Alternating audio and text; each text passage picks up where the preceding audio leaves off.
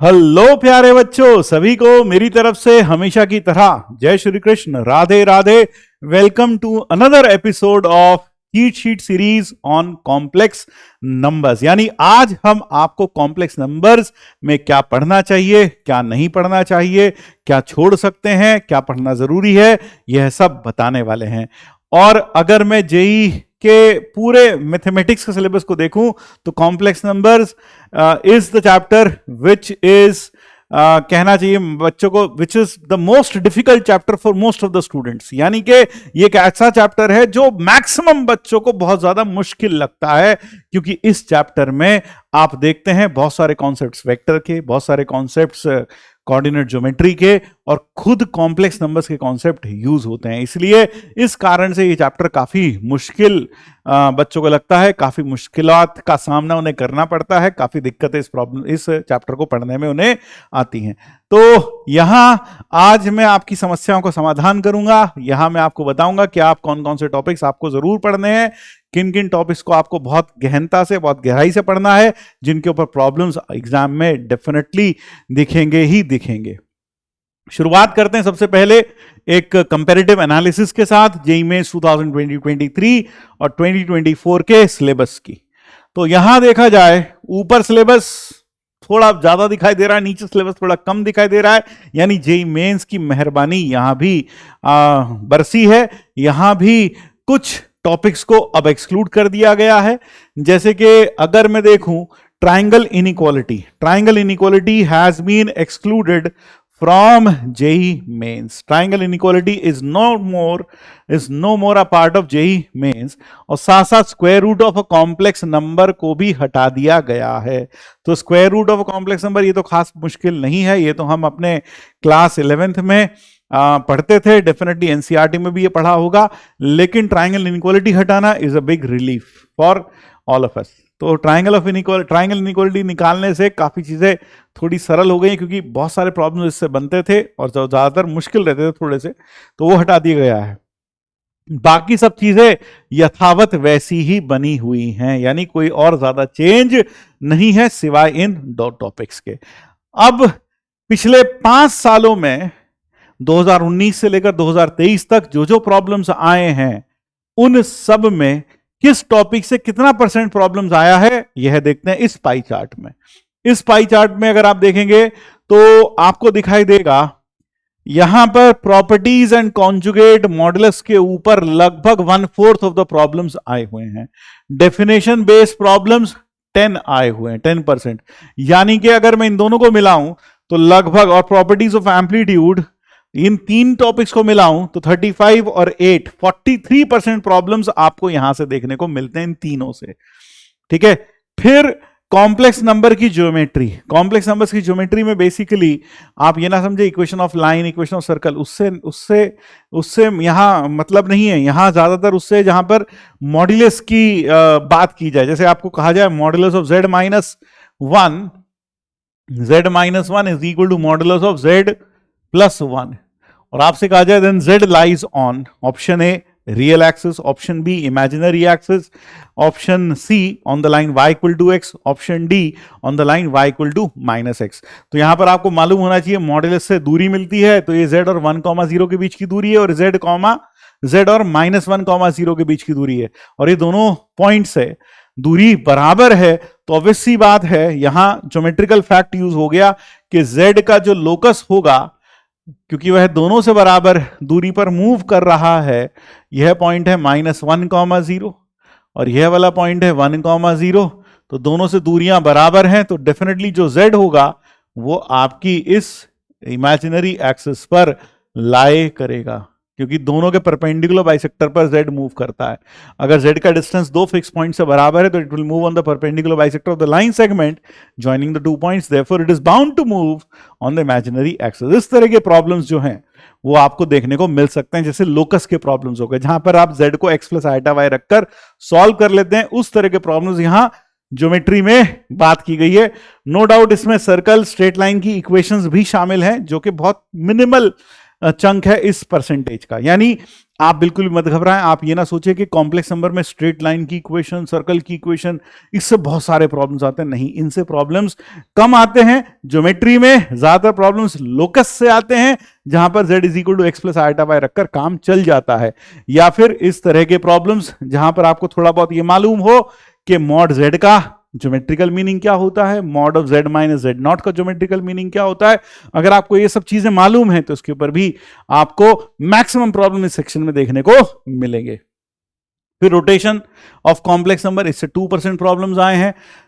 फिर nth root of unity और cube root of unity यानी ओमेगा, ओमेगा स्क्वायर और nth रूट ऑफ यूनिटी पर लगभग 13% प्रॉब्लम्स आए हैं।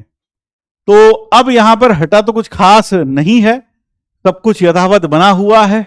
यहां पर ट्रायंगल इनइक्वालिटी के ऊपर भी कुछ ना कुछ बेस्ड प्रॉब्लम्स डेफिनेटली यहां होंगे, तो वो परसेंटेज थोड़ा सा फ्री होगा, थोड़ा सा, जो कि बाकी सब में बटेगा। लेकिन हमेशा से अगर ट्रेंड देखा जाए तो ये लगभग 43% है, और यह आप बहुत आराम से, और साथ में 13 और जोड़ लीजिए तो 43 और 13 56% परसेंट जो है पार्ट, वो तो बहुत आसानी से कंप्लीट किया जा सकता है।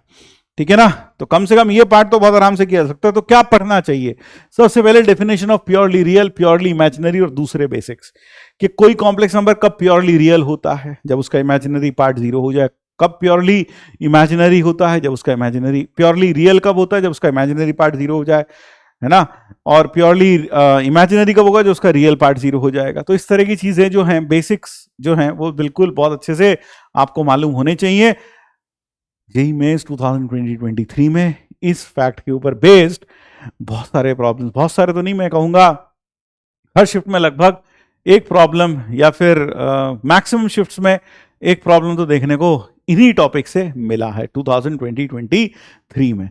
Modulus argument, conjugate of complex number, locus problems, De Moivre's theorem और complex cube root of unity, ये जरूर से पढ़ के ही जाने हैं, इसको आप छोड़ नहीं सकते, ये करके ही जाने हैं।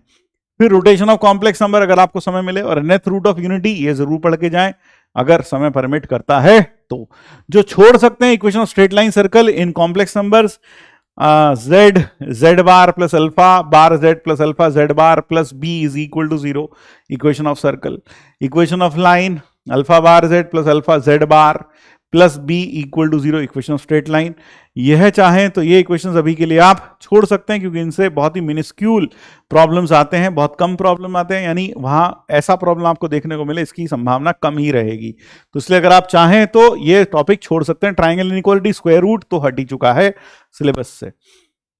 लेटेस्ट ट्रेंड की अगर बात की जाए कि आज कल का फैशन जेईई मेंस में क्या कहता है, क्या ट्रेंड है, किस तरह की प्रॉब्लम्स आजकल ज्यादा पूछी जा रही हैं, तो प्रॉब्लम बेस्ड ऑन बेसिक्स। तो देखिए, जैसा मैं आपको बता रहा था 2023 में ये नंबर प्योरली इमेजिनरी है, तो थीटा की पॉसिबल वैल्यूज का सम बताइए।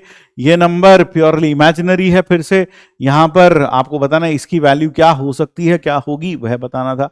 तो इस तरह से देखा जाए तो इसके ऊपर बहुत प्रॉब्लम्स आते हैं जहां हम बेसिक्स की बात करते हैं। 2023 में बहुत सारे प्रॉब्लम्स आपको देखने को मिलेंगे। फिर लोकस प्रॉब्लम्स, जैसा कि mod z is equal to 4, ये प्रॉब्लम्स काफी आसान होते हैं। z की जगह x प्लस आइटा वाई रखो और काम पर चलो, आराम से हो जाते हैं, मुश्किल नहीं आती। तो लोकस प्रॉब्लम्स जरूर से करने चाहिए। नीचे कमेंट बॉक्स में जरूर बताइएगा कि आपने इन प्रॉब्लम्स में से आपसे कितने प्रॉब्लम बने, ठीक है ना, आपने कितने प्रॉब्लम सही से बना लिए हैं। Properties of argument, modulus, conjugate, ये भी डेफिनेटली पूछा जाता है काफी हद तक, ये जरूर पढ़िएगा जितनी भी प्रॉपर्टीज है कॉन्जुगेट, आर्ग्यूमेंट और मॉडुलस की। फिर सर इसमें बहुत सारे ट्रेंड हैं, हाँ, इसमें अलग अलग शिफ्ट्स में अलग अलग चीजें पूछी गई हैं। Cube root of unity, de Moivre's theorem के ऊपर प्रॉब्लम्स हैं। फिर क्यूब रूट ऑफ यूनिटी और डी मोइवर्स थ्योरम, यानी आपने इसमें देखा एक चीज मिसिंग है, क्या, equation of straight line circle, उस तरह की प्रॉब्लम्स बहुत कम पूछी जाती हैं, वो ट्रेंड में नहीं है। ज्यादा problems basics of complex numbers, locus problem, cube root of unity, है ना, डी मोइवर्स थ्योरम, और साथ में प्रॉपर्टीज ऑफ आर्ग्यूमेंट, मॉडुलस और कॉन्जुगेट, इनसे ज्यादा प्रॉपर्टीज पूछी जाती हैं। और आपको हैरानी होगी, यह चैप्टर का लगभग 30 to 40% या फिर अगर मैं कहूँ 50% के करीब सिलेबस है, तो इस 50% ऑफ सिलेबस से, या 50% कह लो, 50% सिलेबस से लगभग आप देख रहे हैं 60 to 70, या फिर अगर कहें तो 70% प्रॉब्लम्स पूछी जा रही हैं from approximately 50% of the chapter you are being asked 70% problems. तो मेरे ख्याल से it is a safe bet to cover this 50% of the chapter if you have a lot of backlog. अगर बहुत सारा बैकलॉग है तो आप ये स्ट्रैटेजी अपना सकते हैं, सिर्फ ये चीजें पढ़ के चले जाएं, वहां क्वेश्चन फंसेगा जरूर, डेफिनेटली फंसेगा इन सब चीजों में से, ठीक है ना। तो आपको ज्यादा एक पीस ऑफ माइंड भी मिलेगी कि कहीं यहां से ना जाए वहां से ना जाए। लास्ट मिनट टिप्स की बात करें तो फिर से इसके प्रॉपर्टीज ऑफ कोनिक नहीं, properties of complex numbers. Properties of complex numbers का क्या करेंगे, प्रॉपर्टीज ऑफ कॉम्प्लेक्स नंबर के ऊपर आप एक चार्ट बना लेंगे कि यहां आर्ग्यूमेंट की प्रॉपर्टीज हैं, यहां मॉडुलस की प्रॉपर्टीज हैं, है ना। तो इसके ऊपर आप एक चार्ट बना ले तो ज्यादा अच्छा रहेगा। ध्यान रखिएगा इंटरनेट से डाउनलोड करके नहीं रखना है। अगर आप सोच रहे हैं कि बस मैं इंटरनेट से डाउनलोड कर लूं और मैंने अपने स्क्रीन में कहीं सेव कर लिया, तो ये मत करिएगा, खुद लिखिएगा सारी प्रॉपर्टीज, क्योंकि properties he 50% of the chapter बनाती हैं, जिनके ऊपर 70% ऑफ प्रॉब्लम्स पूछे जाएंगे। And when you write all those properties with your hand on a sheet of paper, that properties get imprinted in your brain and they will definitely make a different impact on your brain. तो इसलिए अगर आप इसे खुद से prepare करें तो ज्यादा अच्छा रहेगा। Attempt PYQs and involving properties and locus, और 20 most expected problems के लिए आप चीट शीट जो सीरीज है वो PW ऐप पर जाकर वहां इस डीपीपी को और साथ में 20 मोस्ट एक्सपेक्टेड प्रॉब्लम्स की शीट को अटेम्प्ट कर सकते हैं। नीचे कमेंट बॉक्स में मुझे जरूर बताइएगा जो प्रॉब्लम्स मैंने अभी यहां लेटेस्ट ट्रेंड में आपको दिखाए हैं उनमें से आपसे कितने प्रॉब्लम बने, ताकि आपको पता चले इस लेटेस्ट ट्रेंड के साथ आप कितना कदम से कदम मिलाकर चल रहे हैं या चलने के लिए तैयार हैं। तो बस इतना ही, मिलते हैं अगली एनालिसिस में अगले चैप्टर के साथ। तब तक के लिए जय श्री कृष्ण, राधे राधे।